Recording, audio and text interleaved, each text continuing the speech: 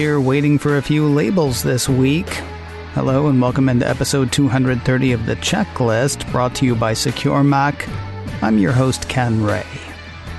Have you heard? The Google Play Store is doing privacy labels just like Apple. Except one site says no they aren't. We'll dive into that. Plus, AirTag's been out for a couple of weeks. We'll tackle a physical safety concern and some fun that hackers are having on this edition of The Checklist, brought to you by SecureMac.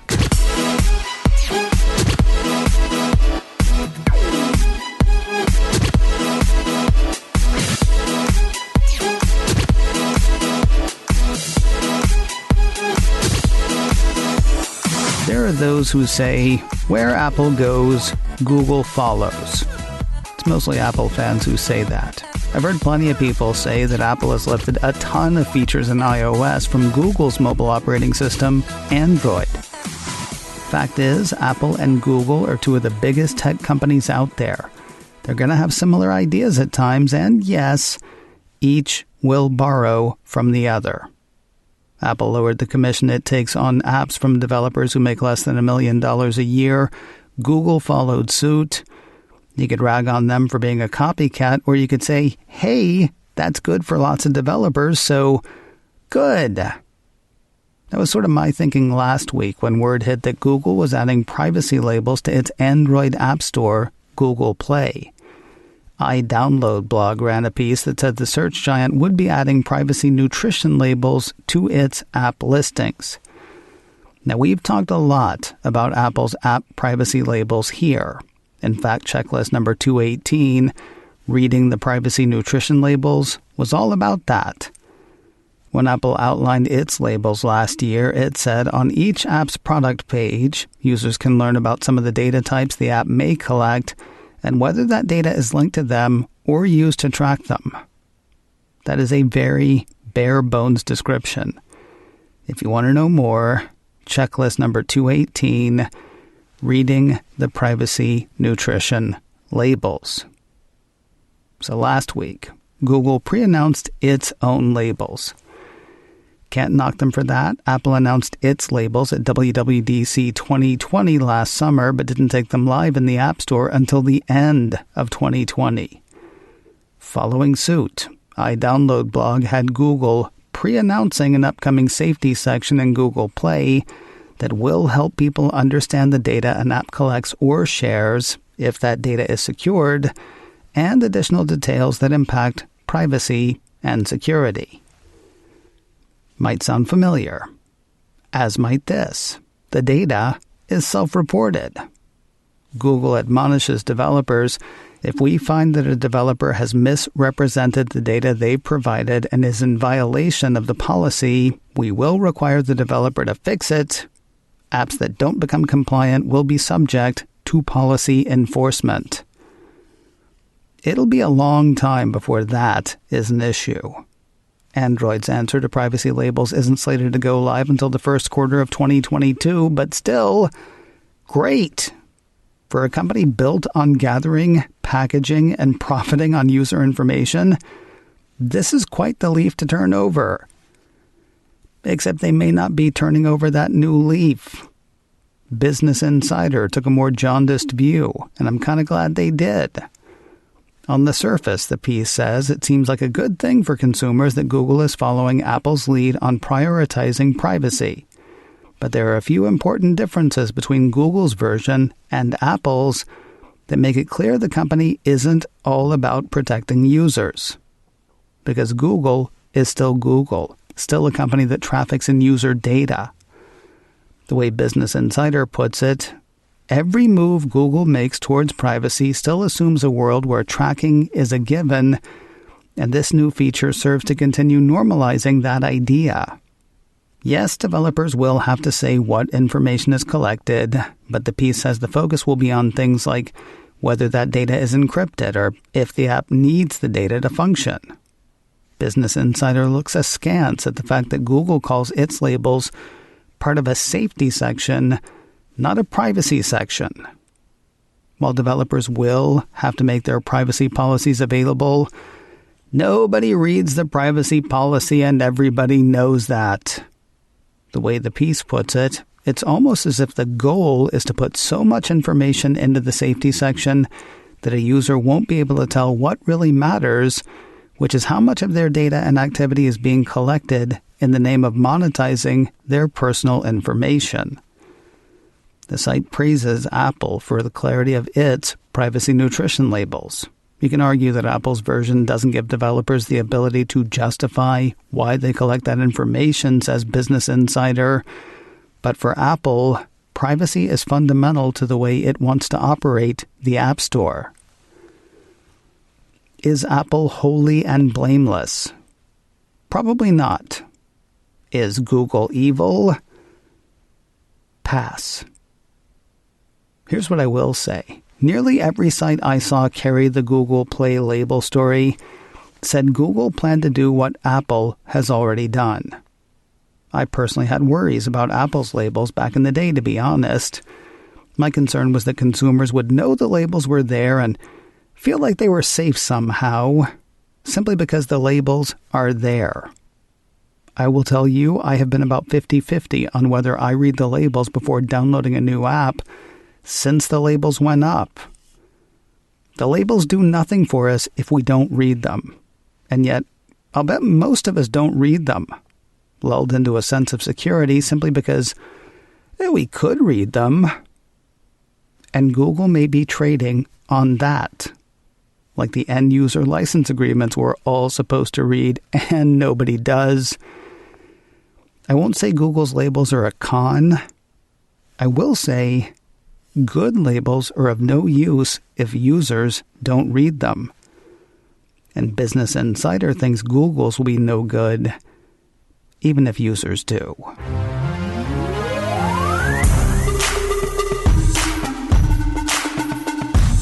Real-world AirTag stories in a moment, but first a word about MacScan 3 from SecureMac.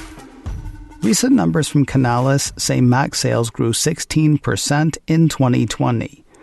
Gartner says Mac sales were up over 22%, while IDC says they were up 29%. No, they don't agree on the exact number, but they all agree on one thing. Lots of new Macs last year. And that means lots of new targets for bad guys. Protect your digital self with MacScan 3. MacScan 3 is a great defense against malicious software attacks aimed at your Mac. It's developed by SecureMac, trusted names in computer security and developers of exceptional security software for the Mac for over 20 years. MacScan 3 detects and removes Mac malware, catches keyloggers, removes tracking cookies, and provides full range or targeted scanning, all without crowding up your hard drive or slowing down your machine. Sign up for a free 30-day trial today at securemac.com/MacScan.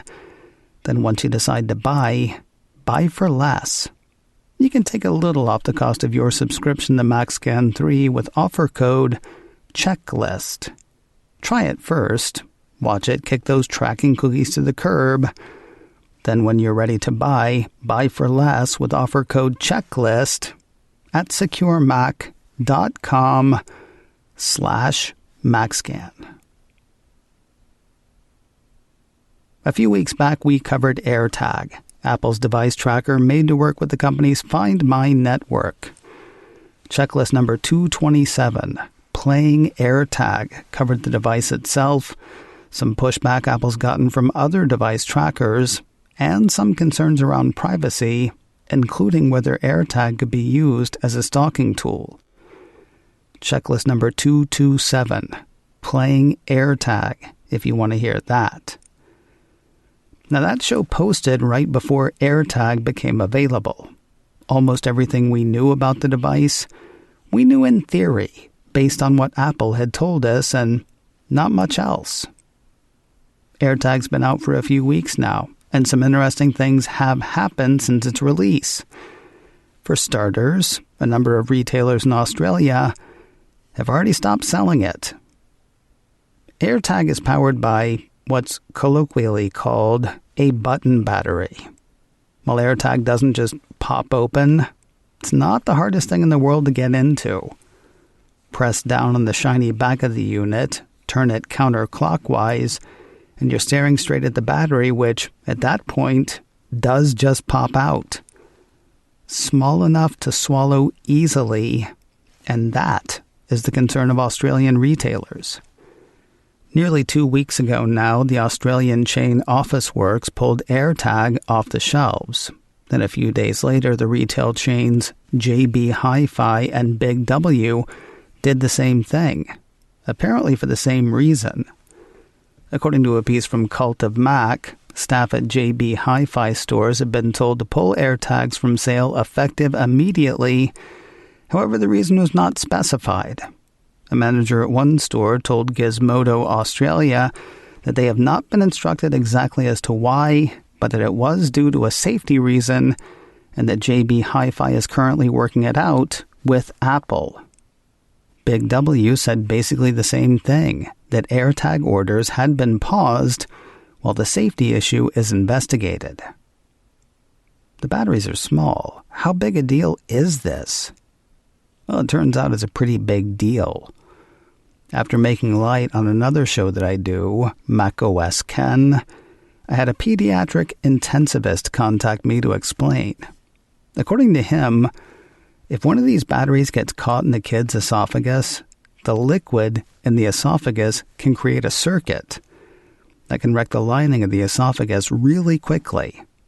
If a kid comes in having swallowed one of these batteries, it's straight to the scope or surgery, according to the listener. Meanwhile, Cult of Mac says Australia is particularly sensitive to this issue due to multiple high-profile deaths of small children due to ingesting these miniature batteries. So what now? Well, for now, that's over 650 stores in Australia that had been expected to carry AirTag that aren't. But they will soon, it seems. Nobody is looking for AirTag to be redesigned. Rather, they're looking for labels warning people of the danger. When Officeworks pulled AirTag off the shelves, Apple issued a statement saying, AirTag is designed to meet international child safety standards, including those in Australia, by requiring a 2-step push and turn mechanism to access the user-replaceable battery. We are following the regulations closely and are working to ensure that our products will meet or exceed new standards, including those for package labeling, well ahead of the timeline required. That will be by the end of this year.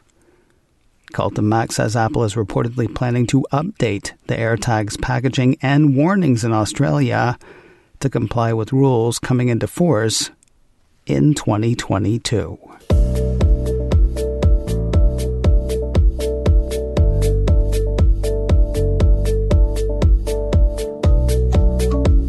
From a real battery-swallowing danger to a theoretical secret message-sending possibility.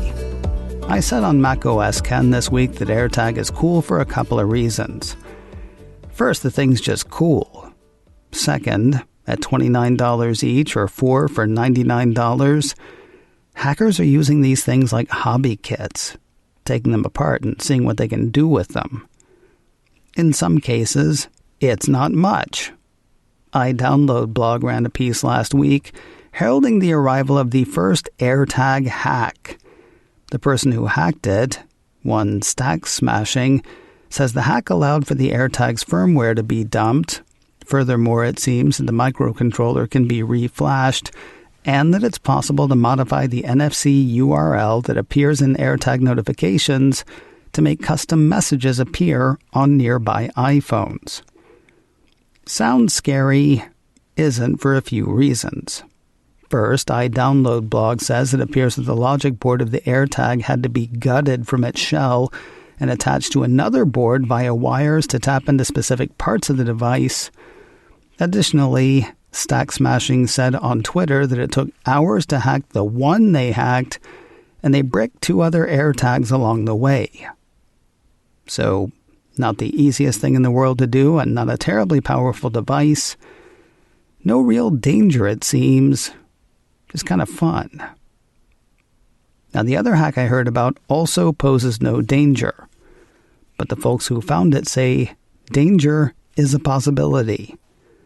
Apple Insider says security researchers investigating the Find My network used by Apple's AirTag have been able to piggyback on the system to send data that Apple can neither monitor nor apparently prevent. It's not easy, according to Apple Insider, and it doesn't mean AirTag is prone to malware. However, the piece says, it is reportedly possible for the Find My network to be subverted to send encoded messages between devices, albeit very short messages. Positive Security, the Berlin-based IT security firm that found whatever this is, draws that possible danger line. Apple Insider has the firm indicating it's possible to upload arbitrary data from non-internet connected devices by sending Find My-style broadcasts. These are then picked up by Apple devices in just the way that a lost AirTag uses passing iPhones to report its location.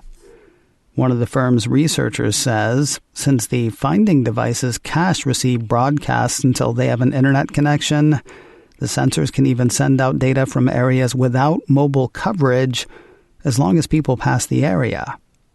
The researcher goes on to suggest this could be used to exfiltrate data from certain air-gapped systems or Faraday-caged rooms.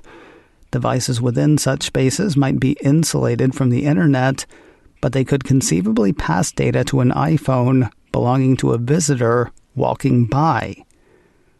And if the film The Dark Knight taught us anything, just because people aren't supposed to have devices like these near air-gap systems or in Faraday-caged rooms doesn't mean they won't. This really, truly, seriously doesn't sound like anything anybody is or should be worried about now, but these teeny tiny things are going to be everywhere. And the tinkering people are doing, it's like Apple selling device trackers that double as hobby kits. Hey, if you're looking for more security news and how-tos, the place to look is SecureMac.com/checklist. There you'll find notes for every show we've done, and you can listen to every show we've done right there as well. It all starts in one place, SecureMac.com/checklist. If you like the checklist, would you do us a couple of favors?